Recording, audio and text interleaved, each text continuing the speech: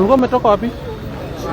Tumwe wa thukuru wa Chavakari Boys ni akuite kurumirira mutino wa farafara uliorokire gukuruhania baadhi ya kambuni ya izikuchire kumakuite mwena wa Coptic farafara-ini ya Kisumu guthii Kakamega.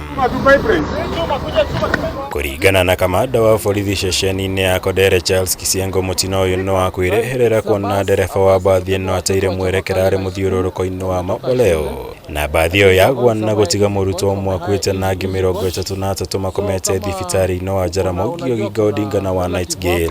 Make calls and find out if your child is okay. Arutwo aya marakomborete bathi ino kumatwara nginya kaunti-ini ya Nairobi thutha wa kuhinga thukuru.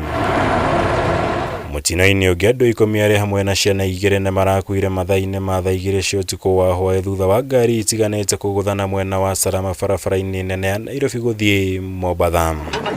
Kurigana na ndagitari munene thibitari-ini wa Sultan Hamud Jane Mwende ugite mĩĩrĩ 9 niyo iratwarirwo ni maabitha borithi utuku wa ira. Riri mwana umwe uria urari hatika-ini arakuire akiamukira urigiti wa nguraro njoru iria arari nacio. Last night at about 9:30 there was an accident involving 5 vehicles. There was a lorry which was heading from Nairobi to Mombasa, and 4 vehicles were climbing from Mombasa to Nairobi. So the lorry failed to keep its lane, and when it was turning, it started hitting vehicles randomly.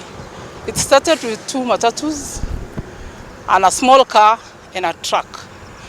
All the vehicles were damaged, and we lost many lives in those vehicles. We have a joint enforcement that we're doing across the country. A majority of what we're seeing is driver behavior being a major concern to us, especially we see how the speeding that occurs and the lane indiscipline by them not keeping onto their lanes. So we urge motorists to please slow down and keep onto their lanes unless clear. Ngĩribotera Kameme TV, njĩtagwo Mwaura wa Gunya.